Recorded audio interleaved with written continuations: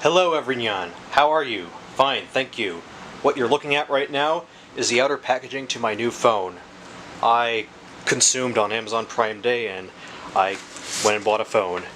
It was justified though, there was a reason why I bought it. I'm just going to cut right to the chase and open the package.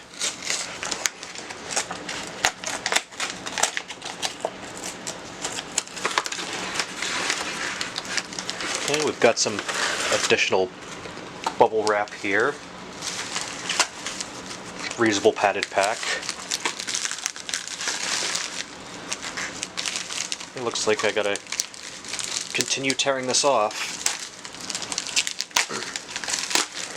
And yes, FedEx shipped it.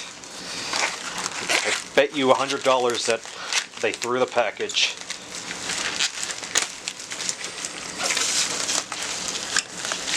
And we got a box. Very rectangular box. Here comes the grand reveal. Oh, gotta hide my receipt. Oh, I'm gonna have to adjust the focus manually because I'm using my Canon EOS Rebel T7 to record this video, kind of as like a test, and I have manual focus enabled. But this is a Samsung Galaxy S25 Plus. Bought this on Amazon Prime Day special for $665. It is the blue color, 256GB storage, which is standard across every S25 Plus. And it should be factory unlocked. I haven't seen an S25 Plus box before, so when I saw this image, I feared that they sent me a Z Flip. Which, as nice as a Z Flip would be, I wouldn't trust daily driving one. Here are all the packaging contents.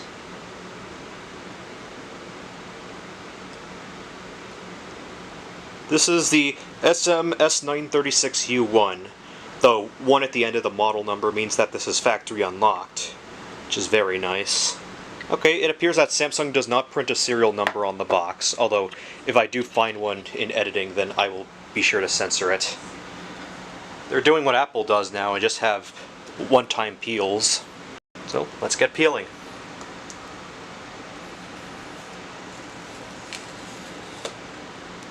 There's a 1.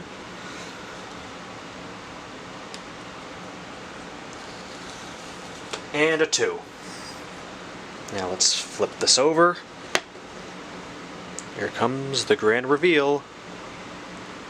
Oh! It's not quite as deep of a blue as I was expecting.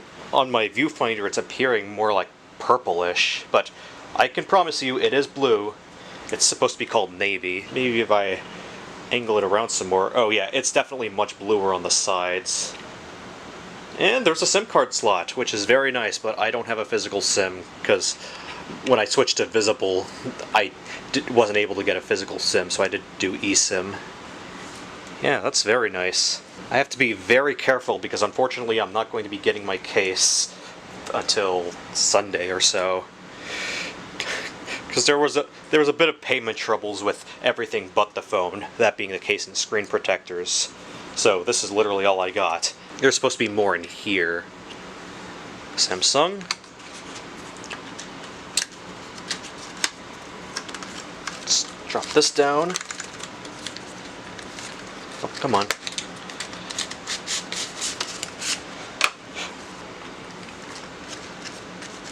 There's a SIM ejection tool, which I unfortunately will not be using.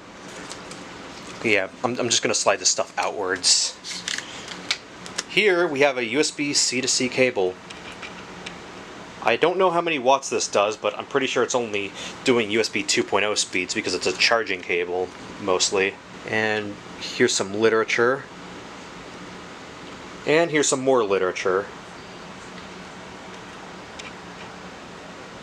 Okay, now there's some protective film on the phone itself, covering the screen, which I think is actually coming from the bottom side. Yes, it is, because they're the Type-C. Let's peel this up.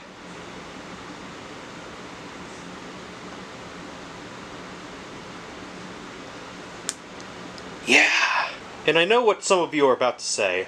What a piece of junk. Doesn't he realize that it's 2026 and we've been out of the hole punch era since 2022? The dynamic island, the pill is the whole cool new thing now. Well, if you're here to bash Android or a Galaxy S25 Plus, then did you even read the title of this video? If you want to go watch an Apple user unbox an iPhone 17 and glaze it, then more power to you. Anyway, let's turn this on. If it's got any battery power, I might have to charge this up. Oh, no, I don't.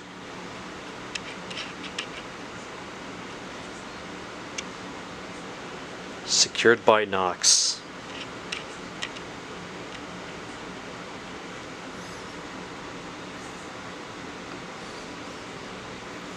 Okay, we got 44% of our battery left. Welcome! Yes, I want to start in English. Yeah, stuff that I have to agree to. I totally read all that. I'm not going to agree to sending diagnostic data, though. Easy setup with another device. Galaxy or Android device. Because I want to transfer my stuff from my Pixel 6a, which is currently off in the distance.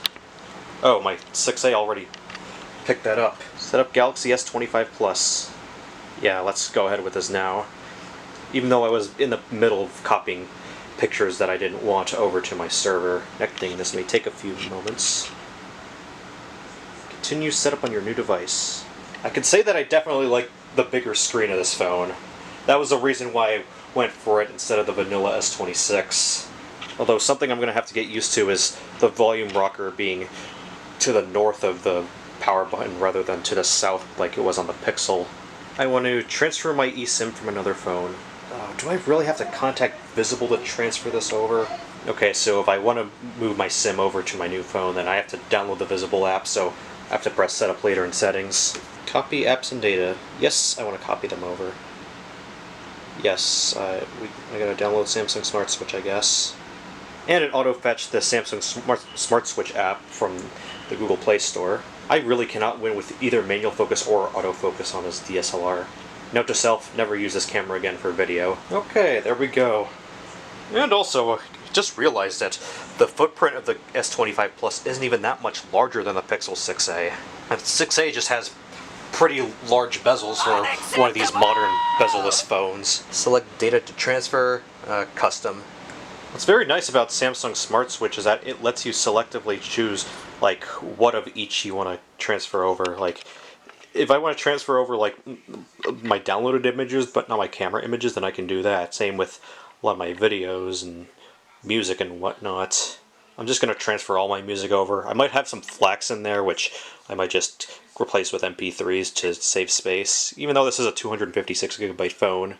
It's dark mode now. Acceptable. Face recognition and fingerprints. I'm going to have to redo this when I get the screen protectors, but I'll register my fingerprint for now anyway.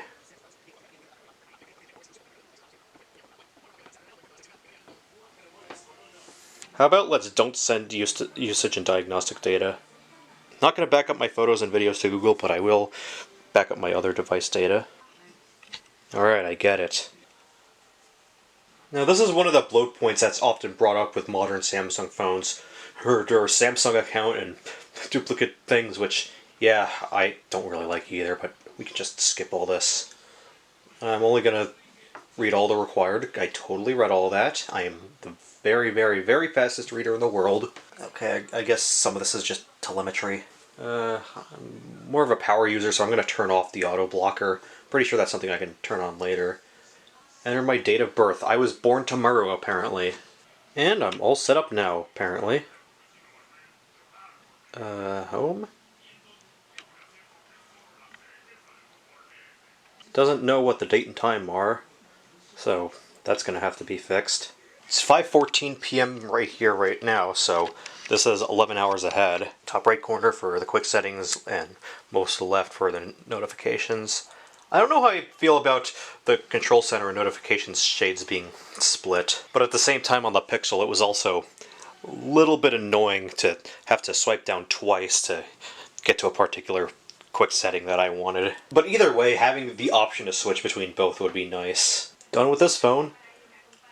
Okay, that's very nice. We can finally get the 6A out of here. You served me well, but you were never meant to be a long-term solution. Whereas this S25 should very much be a good long-term solution. S25 Plus. Well, let me specify that, because bigger screen. And I wanted a bigger screen. I don't know how I feel about the gestures on Samsung.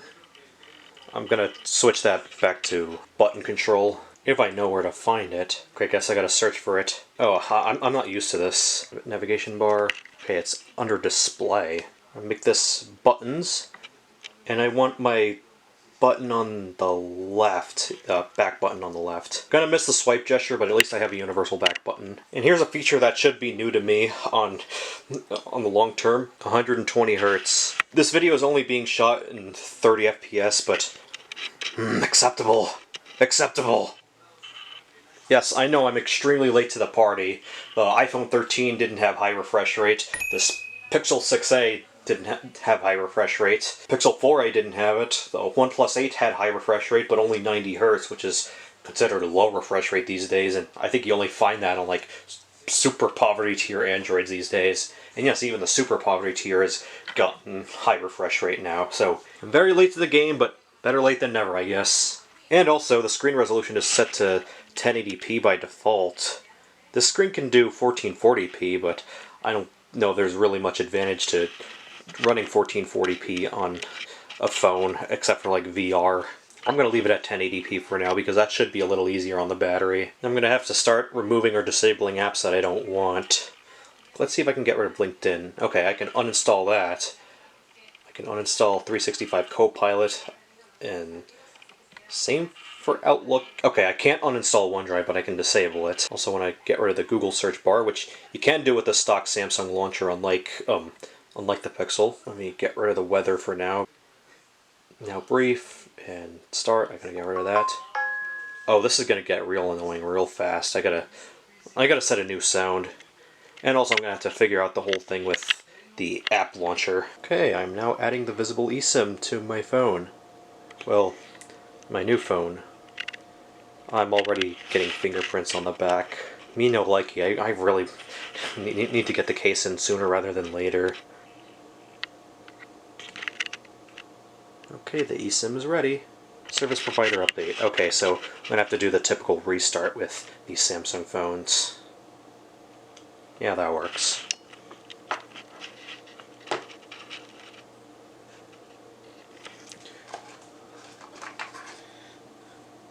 Okay, and that'll be it for this unboxing video. Oh, shut up, Samsung. I hope y'all enjoyed, and as always, I will see y'all in the next one. Peace out.